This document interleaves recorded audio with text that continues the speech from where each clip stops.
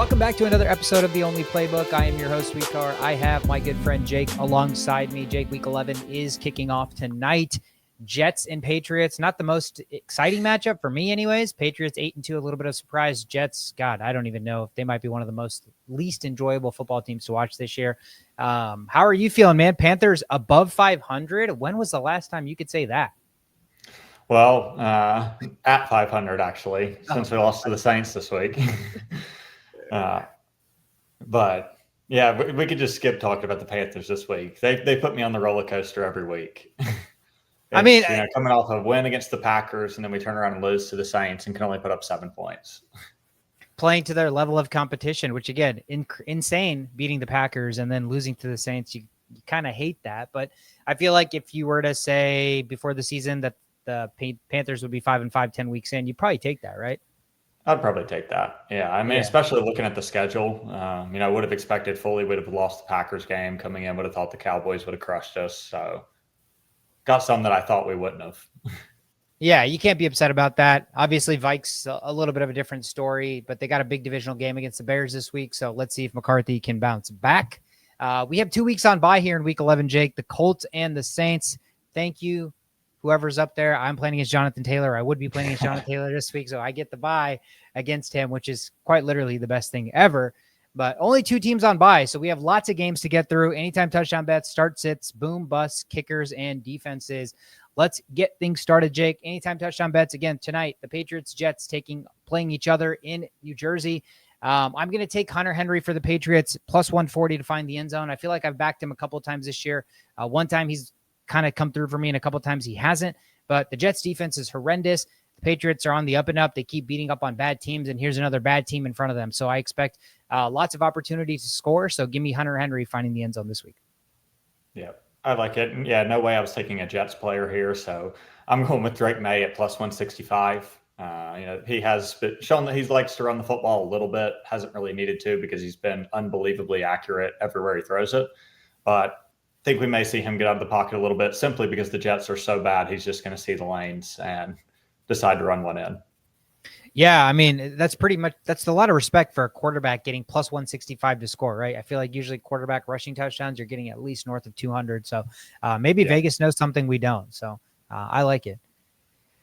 First game on Sunday, the Dolphins are hosting the Commanders here. I'm going to keep it simple. Dolphins are really, really bad against tight ends. Mariota is starting, I believe. So I'm going to take Zach Ertz at plus 185 to find the end zone. Yep, I'm right there with you. The worst team against tight ends. So definitely love Zach Ertz, actually starting him this week in our league. Yeah, I think he's a great flyer, great pickup option in flex start.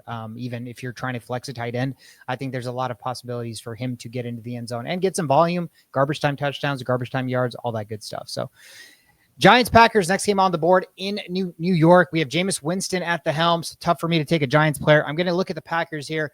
The receiving carousel this week, I think, is going to find Romeo Doubs plus 200 to find the end zone. Packers coming off a very disappointing game against the Eagles. So I think kind of get right spot for them. Bounce back. Give me Romeo Doubs.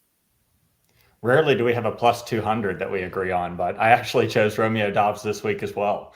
I was just looking at the receivers, obviously Tucker being out for the rest of the season.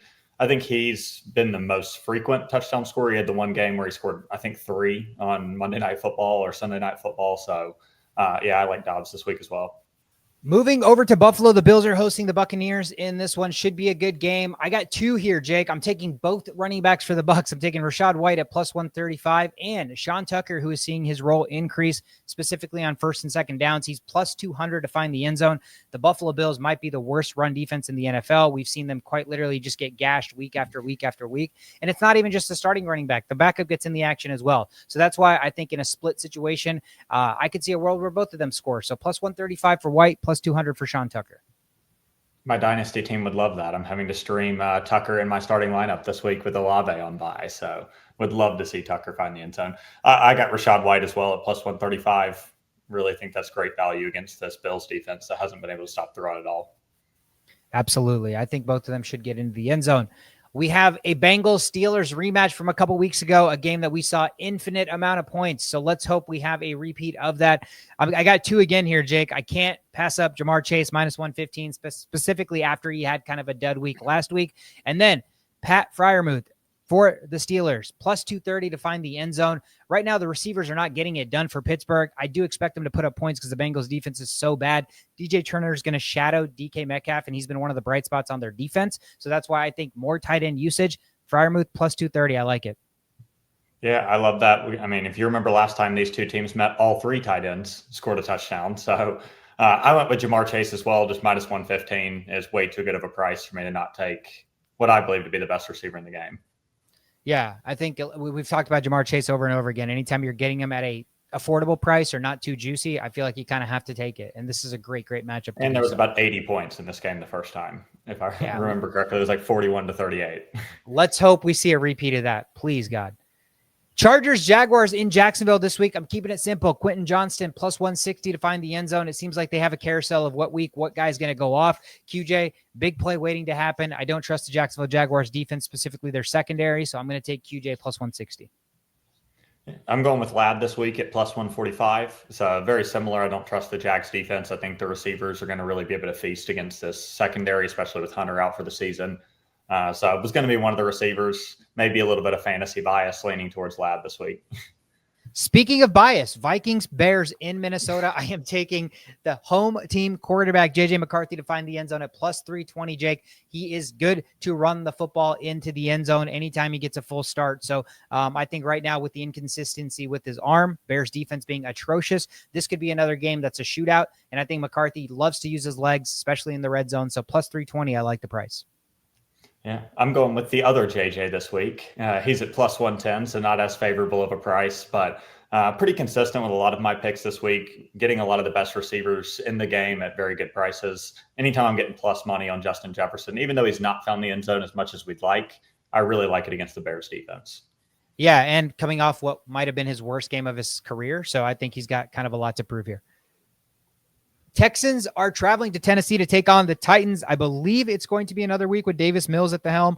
I don't know for sure if CJ Stroud's been ruled out yet with the concussion. I believe he has. But with that being said, I think the Texans are going to lean on the run game a lot. Woody Marks to find the end zone is now the starting running back for them.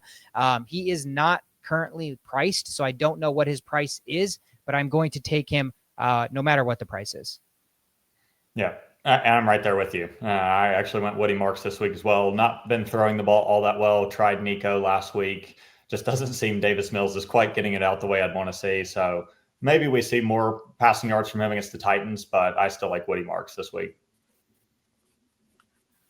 Falcons taking on your Panthers in Atlanta, Jake. Division game should be a good one. I have taken this guy last couple of weeks. He's had a couple of duds. They seem to love Tyler Algier, but I have to keep taking Bijan Robinson specifically at this price.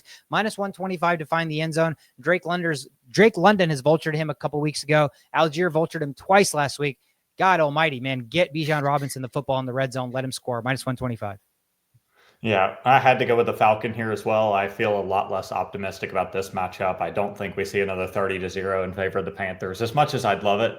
But yeah, I really love Drake London again this week. I went with him, I think 3 or 4 times. I think he scored most every time I've picked him. So until he misses one for me, I'm going to keep sticking with him. Yeah, Penix absolutely loves him. Quite literally looks like he's the only receiver on the field sometimes. Seahawks Rams should be a fantastic matchup in the NFC West. I went with this guy last week. He did not score, I believe. I'm going to take him again. Kyren Williams plus 115 at home to find the end zone for a team that loves to run the football. I know Matty Stafford's playing probably the best football he's played in maybe his entire career. Perennial MVP candidate this year, throwing like 3-4 touchdowns a week. But I think this week they're going to lean on Kyren Williams. He's going to find the end zone at plus 115.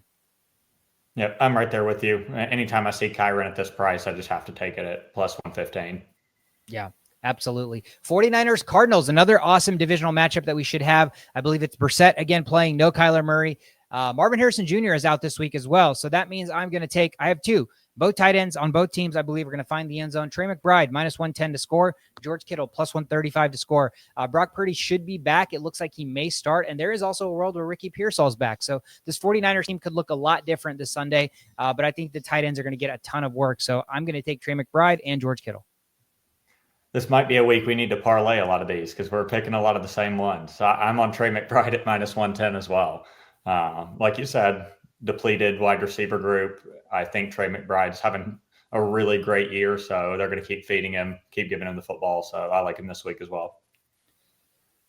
The Ravens are traveling to Cleveland to take on that vaunted defense of the Cleveland Browns. I've taken this guy a couple of weeks. He's been an absolute dud this year, a lot less usage than I expected, but I don't know why. I must be crazy. I'm going to go back to the well here. Isaiah Likely plus 270 to get into the end zone. I don't see him going the whole year without scoring a single touchdown. So is this going to be the week, specifically against a Browns defense that does well against running backs, that does pretty well against receivers? Maybe the tight ends can get open. So Likely at plus 270 for me. Yeah, thinking along the same lines, I'm going Mark Andrews. So he's at plus 180. Feel like that's a really good price. He's the most probable in my mind outside of Lamar or Derrick Henry. So I really like Andrews at that price, plus 180. I like it.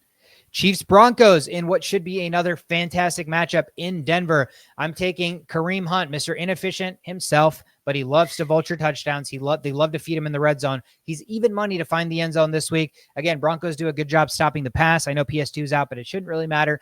So I think the Chiefs are going to rely on running the football and getting creative. Hunt in the red zone has been automatic. Give you Hunt at even money.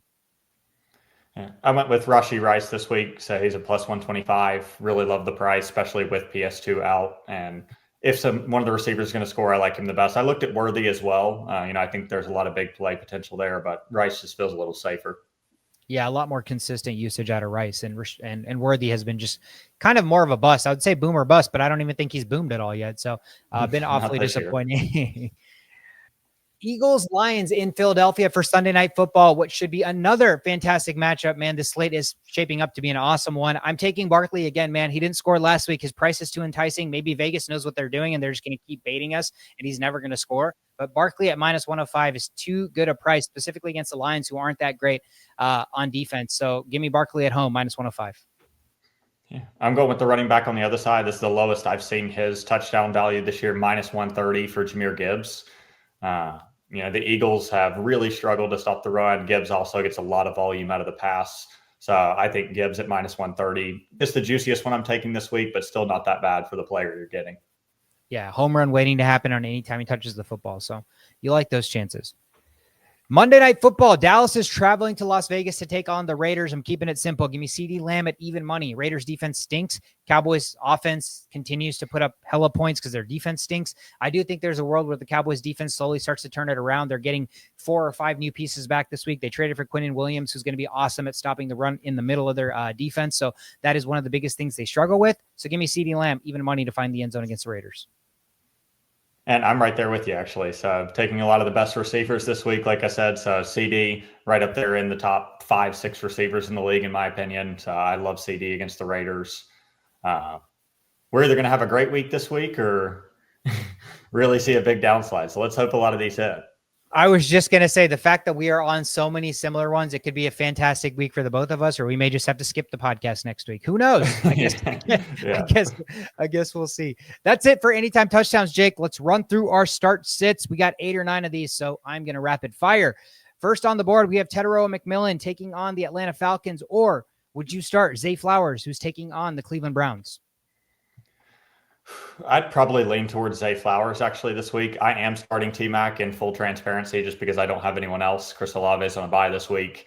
But I really don't love the matchup. He's going to get volume. He's going to get 7-8 targets, but he's been pretty consistently either seeing 4 or 5 targets for 60 yards or he finds the end zone. I think more than likely it's one of those 4 or 5 catches for 50 yards this week. So I lean more towards Zay.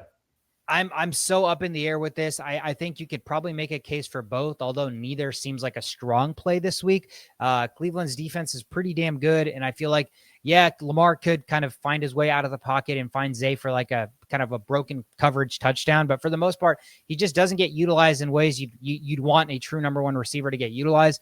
Again, it seems like he's more of a luxury than a necessity for the offense. So I think maybe since T-Max had a couple of dud weeks in terms of just finding the end zone, this could be the week that he finally does, specifically because I know Atlanta's going to come in there and try to stop Rico because he's been unstoppable, and Atlanta had absolutely been gashed last week by Jonathan Taylor. So maybe they make a defensive adjustment and then they allow the passing game to work a little bit more. So that's why I'm kind of up in the air with it. But I do think, if I'm really having to make a decision, I also lean Zay Flowers there. But neither of them. The right call would definitely be to make Bryce Young beat you because he's not proven he can do that with anyone. So absolutely. Coming from a Panthers fan, so at least he's keeping it real. Yeah. We got to start one of these four players. It looks like we have Trey Tucker taking on the Dallas Cowboys. We have Darnell Mooney taking on the Carolina Panthers. We have DK taking on the Houston Texans, or Michael Wilson versus the 49ers. I think if I'm this owner, I'm going to take Trey Tucker against the Dallas Cowboys. Their defense is very, very, very, very susceptible to giving up passing work. And now they quite literally, outside of Brock Bowers, have nobody because they traded Jacoby Myers. So I think if Dallas is going to be able to score points against Vegas, which I think they will, Vegas is going to have to answer that back. And again, Quinnen Williams and everybody else they're getting back, it helps the run game, but I don't know as much that it's going to impact the passing game. So I do think maybe there's deep bombs waiting to happen. Trey Tucker usually is the benefactor of that. So I'm going to lean Trey Tucker, although I don't love any of these plays. Yeah, I think I would probably lean towards Tucker as well. I don't hate Michael Wilson against the 49ers either, with Marvin Harrison Jr. being out. That would probably be the other one I would take a look at out of these four. Mooney's just not going to get the volume, I don't think. Same with DK. I really just don't see him doing well against the Texans, specifically that matchup. So I'd probably lean Trey Tucker off the big play potential, but I think Wilson actually could get more work this week than Trey Tucker does. Yeah, I think Wilson is definitely the other play there. He should have a floor because, again, he's probably wide receiver one. It's going to be between him and Greg Dortch and Trey McBride, obviously. So Jacoby's been proven to be able to run the offense capably, and he finds his open receivers. So not the same thing we can say for Kyler Murray. So I think with Jacoby at the helm, he at least gives his receivers the opportunity to be fantasy viable. Next up, pretty enticing matchups here. Ladd McConkey taking on the Jaguars, or Waddle versus the Commanders. I like both. I don't think you can go wrong with starting both, but I love Jalen Waddle this week. This could be a 30-point week for Jalen Waddle. The Commander secondary is absolutely atrocious. And Tua, again, another guy that could possibly be a streaming option again because the Commanders are that bad. So Waddle has been damn consistent since Hill went down with an injury. I think his only bad game was against the Cleveland Browns defense, which their defense is really good. And we've already talked about the Chargers ad nauseum, saying that, they have so many pass catchers, you never know kind of which person's week it's going to be. So if I'm leaning towards somebody, it's Waddle. But Ladd, to me, is an automatic start every week as well. So I think you're probably trying to start both of these guys. Yeah, I agree. Ladd's a consistent 10, essentially is the floor now of what he's seeing, just based off of the volume, the amount of touches he's getting in a game. Waddle's definitely your bigger play potential just with the matchup against the Commanders. This game could really be a shootout. Even with Daniels out this week, I still think the Miami defense is bad enough that they're going to give up some yards, give up some points. So I would probably lean a little bit towards Waddle, but I think both of them are good starts if you can fit them both in the lineup. Yep. Speaking of Tua, the next question, Tua Tagovailoa against this Washington Commanders defense, or Jake, would you start Bo Nix against the Chiefs? I'd probably still lean towards Bo Nix, personally. I think Tua's just prone to make more mistakes, obviously down some people on that team. I think A-Chain could also just explode in this game and kind of limit what Tua really needs to do. Versus I expect the Broncos-Chiefs game to be a close game. I think it could be more of a shootout because Mahomes is going to get his regardless of what defense he's playing. So I like Bo Nix just because I think he has a plethora of talent over there around him that is really going to let them score against about anybody. Yeah, this is a scary one because on paper, you would think Bo Nix, he can run, he can throw. Tua's very limited, doesn't run the football at all. So if he's not throwing for like 3 touchdown passes, is he really a viable fantasy starter? But the Commanders defense is just that bad. And again, the last couple of weeks, we've seen Tua be able to carve up some defenses when they are bad. So I think this is a world where maybe Tua does get 2-3 touchdown passes. Yeah, HN can absolutely explode, but they love to throw him the football like 7-8 times. So as long as one of those goes for a touchdown and then you find Waddle, that's already going to make him somewhat serviceable. So I think just based on the matchup, I'm going to lean Tua, but I know a lot of people that are probably going to start Bo Nix, and that should be okay as well. Tua back on the clock here again. Would you start Tua Tagovailoa against Washington, or, my God, risk JJ McCarthy against the Chicago Bears, Jake? This one I'd probably lean towards Tua just because of the matchup. The Bears, have been opportunistic as a defense, even though they haven't played very well. They have forced quite a few turnovers. They've gotten some interceptions, and JJ's shown he's willing to throw them. As unfortunate as that is, hearing as a Vikings fan, he has thrown quite a few of them. But I think JJ has great potential to run, which could be the big value out of starting him over Tua, is he will run the ball. He's probably going to run a touchdown in.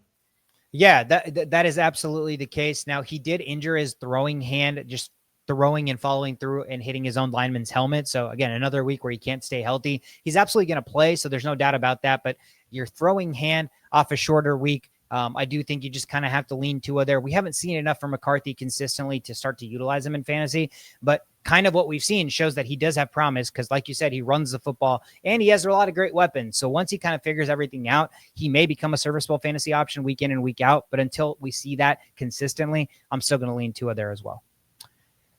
3 tight ends here. Would you start Kyle Pitts against your Panthers, Zach Ertz against the Miami Dolphins, or Pat Freiermuth against the Cincinnati Bengals? I think out of these 3, I lean Pitts the least. I think Ertz against Miami. Again, we've talked about Miami. They're terrible against tight ends. And then Pat Freiermuth.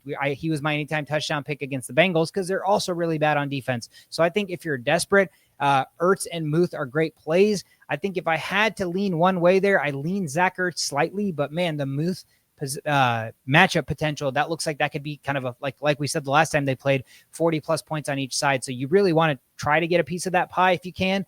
But I think Ertz or Muth, you can't really go wrong. Yeah, I agree with. I would go Zach Ertz here if it were me. I am starting him this week in our league as a streamer option with Warren on the bye. Kyle Pitts, I don't really feel it's a great matchup, even though Carolina seems like a great matchup against him. They've done pretty well at stopping the run, and their linebackers have played pretty well on the inside. Where they're really getting torched is on the outside against wide receiver 1 and 2s. So I think Ertz is probably your best bet this week just against Miami. I think they're going to give him the football a lot. Xavier Worthy taking on the Denver Broncos or Keenan Allen at the Jacksonville Jaguars. I think I'm going to take Keenan Allen here, to be honest with you. Worthy just hasn't proven that he can be started week in and week out. I mean, I think if you're starting Xavier Worthy, you are quite literally betting on a number on roulette, and you're hoping that that's the week it hits, as in that's the week he booms. He hasn't had a boom week yet, especially now with Rashee Rice back. He's not utilized enough to be fantasy viable at all. We've at least seen Keenan Allen have great weeks before. Jags defense, again, nothing to be scared about. So I'm going to take Keenan Allen here. Yeah, I agree with you. Mine's pretty much solely matchup based here, just with Denver already being an elite secondary. I think it's going to be a problem for Worthy, who already struggles to put up points against anyone they've played so far. Keenan Allen gives you a little bit of a safer floor, and the Jags, I don't think, are really going to give them a lot of trouble. Absolutely. We're starting one of these 3, and this is full PPR. Rachaad White at the Buffalo Bills, Troy Franklin versus the Chiefs, or Xavier Worthy at the Denver Broncos again.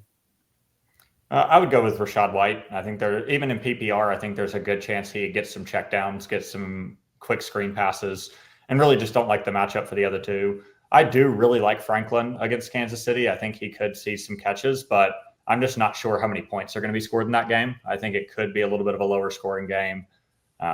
So I think I would lean to just stick away from the matchup altogether and try to go with a game that I expect a lot more points in, which is Buffalo and Tampa. Yep, we talked about Buffalo's run defense being atrocious, so that already favors White. Even if Tucker works into that, White's their third down and pass catching back as well. 5 catches, 2 catches, 4 catches, 3 catches, 4 catches, 4 catches over his last 4 or 5 weeks. So he is at least good in PPR for 3 to 5 points just off catches alone. So that makes him much more of a fantasy start than Troy Franklin or Worthy, definitely not. But like you said, I have Troy Franklin, and I have been starting in the last couple of weeks. His usage has gone up. His targets aren't all like catchable targets. So a lot of times you're looking at the target number saying, wow, he's getting 10, 8, 9 targets every week. But if you're watching the games, a lot of them are deep bombs to which he's quite literally nowhere near the football. So I don't know how much of those can really be deemed targets, but his usage has continued to go up. This is just not the best matchup for him. So I lean Rachaad White. And the last one, Jake, this is actually my dilemma. So I'm only going to defer this to you directly. Would you start Aaron Rodgers against the Cincinnati Bengals, or would you start Joe Flacco against the Pittsburgh Steelers? They're taking on each other. Mind you, this is my dilemma in both of my main leagues, and in both of my main leagues, I also have Jamar Chase. So keep in mind the Joe Flacco Chase stack possibilities. Go. What would you do? Yeah, so with the stack, I think I would probably lean towards Flacco, but I think if I just had the 2 quarterbacks, maybe I'd lean a little bit more towards Rodgers, just because I think Pitt's defense has ascended a little bit over the last couple of weeks. It's looked a little bit better since they played them. Now, Flacco has much better weapons, in my opinion, so I think his potential to put up big points is a lot higher.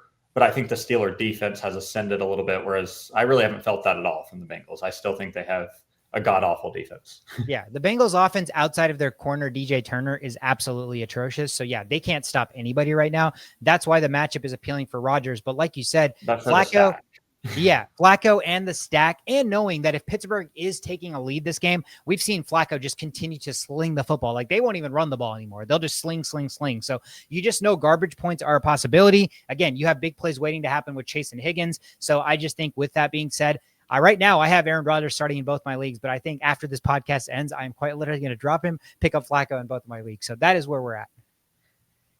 That is it for Start Sits, Jake. Let's go into our boom, our bust, and our hidden gems. My boom this week, I'm making it easy. Justin Jefferson, he's taking on the Bears defense, coming off what I said was probably his worst game overall, not just from an output standpoint, but from a body language, from kind of effort standpoint. He did not look like himself last week. So I think this is a week that he is going to get right. His first week against the Bears, the first game that JJ McCarthy started, he was 4 for 44 with the touchdown. So he did find the end zone. And since then, the Bears secondary has only gotten worse with guys getting injured. So I just think this is a good spot for Justin Jefferson to have his first, can you believe this?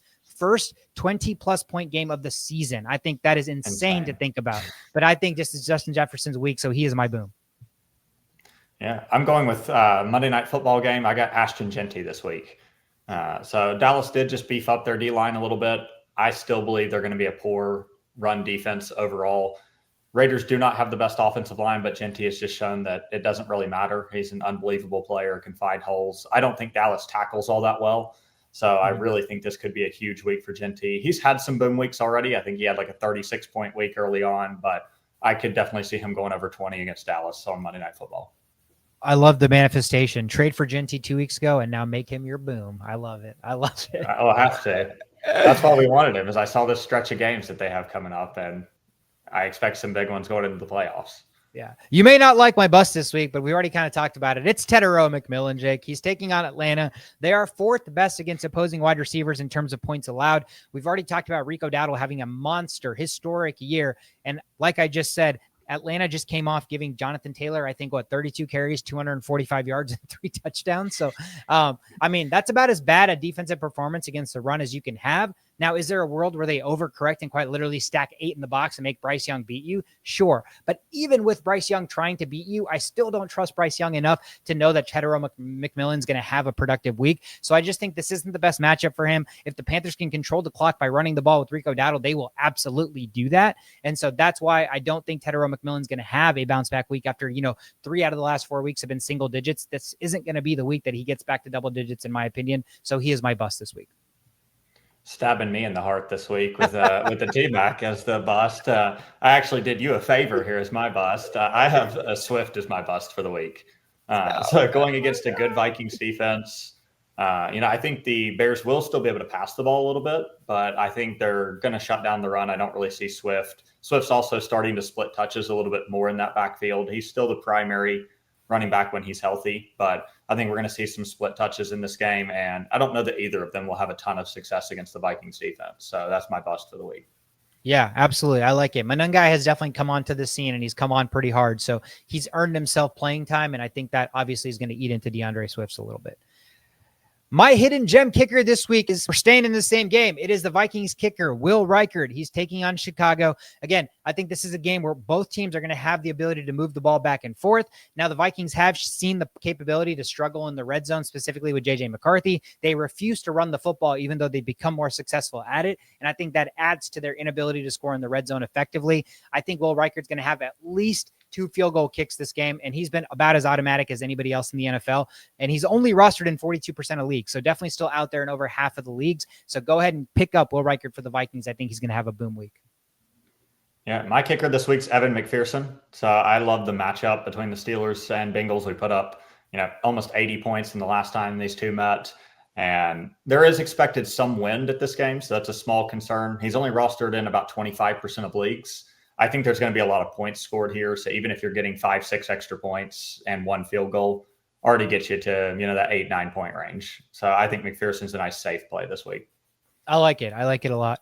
My hidden gem this week is the Green Bay Packers. They're taking on the Giants this week, rostered in about 50% of leagues. So you can still probably find them out there. They're taking on the Giants, no longer at Jackson Dart. Obviously they don't have Malik Neighbors. They don't have Cam Scadaboo. So they are absolutely depleted on offense. Jameis Winston, the king of YOLO ball throwers. So I expect a couple of turnovers here, maybe some sacks, and who knows, maybe a defensive touchdown. But this is a good get-right spot for Green Bay after that disappointing week against the Eagles. So I like the Green Bay defense this week. Yeah, my defense is available in a little over half of leagues as well, rostered in about 45% of leagues. I like the Los Angeles Chargers this week. So haven't been an incredible defense so far this year. I do like the matchup against Jacksonville. They've had so many players banged up on that Jacksonville team. Chargers do stop the run fairly well. And the wide receiving core for the Jags has just been beat up. So I really like the matchup this week. I think they could comfortably get an 8 to 10 point week by just not giving up many points and getting a turnover or two. I love it. I love it, man. That was about as efficient an episode as I think we've ever recorded, Jake. That is it, folks. That is all we had for you today. If you're watching, hit the like, hit the subscribe. It helps spread the word. Socials, Instagram, Twitter, TikTok. I'm Sweetcard. That is Jake. Thank you guys so much for tuning in. Let's have a positive week with Anytime Touchdown Bets. Playoffs are upon us. They are coming up as quickly as you can imagine. So we need to stack wins, Jake. You need to stack wins. I need to stack wins. So good luck with your matchups this week. Again, let's win some money. Have a great week. See you guys.